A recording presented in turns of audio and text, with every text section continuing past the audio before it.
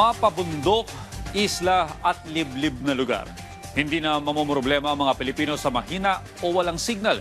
Ito ang ipinangako ng bagong direct-to-cell connectivity ng DICT at dalawang bigating kumpanya. Yan ang ulat ni Denise Osorio.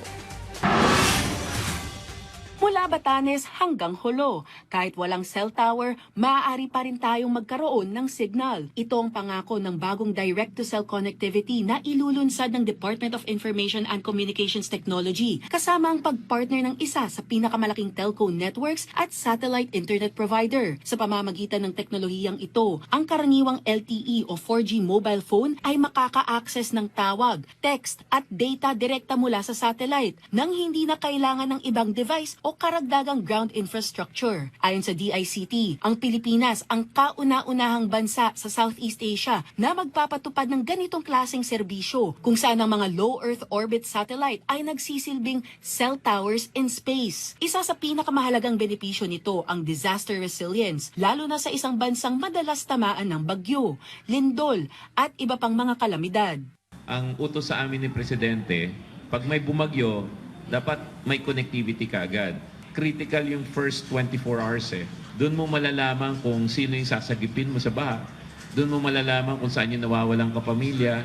Nilinaw naman ng naturang telco na hindi nito papalitan ang mga kasalukuyang cell sites. Sa halip, magsisilbi itong pandagdag na koneksyon, lalo na sa mga lugar na mahirap o halos imposibleng tayuan ng cell tower, gaya ng malalayong isla, kabundukan at disaster-prone areas. Direct-to-cell technology is going to be complementary, right?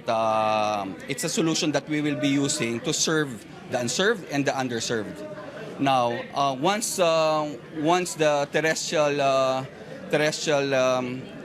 build-out happens, specifically the cell towers gets built in the areas that we wanted to go, then the priority of the devices will be on the cell sites, on the towers. Kapag nasira o naputol ang fiber lines o nawala ng kuryente matapos ang bagyo, maaari pa ring magsilbing lifeline ang direct-to-cell connectivity para sa mga residente at first responders. Gayon din kapag hindi na maasahan ang data connection o internet mula sa mga cell towers. Bukod sa mga first responders, ramdam na ramdam ng ating mga food delivery riders ang hirap ng pagkawala ng data o internet sa gitna ng bagyo. Ayon kay Aljay Palacios, mas malakas ang booking nila kapag bumabagyo, pero mas mahina naman ang signal.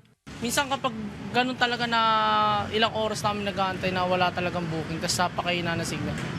No choice kami, umuwi na lang talaga kami na walang nauuwi minsan sa pamilya. Para-paraan na lang din para makasagap ng konting signal ang mga food delivery riders para lang maihatid ang pagkain sa mga na-stranded sa bahay. Pero kung magkakaroon ng direct-to-cell connectivity, malaking tulong ito hindi lamang sa mga food delivery rider, pati sa ibang umaasa sa data at signal sa kanilang hanap buhay. Malaking tulong po sa amin, lalo na sa aming mga rider na di na kami mahirapan na maghanap pa ng signal ng data.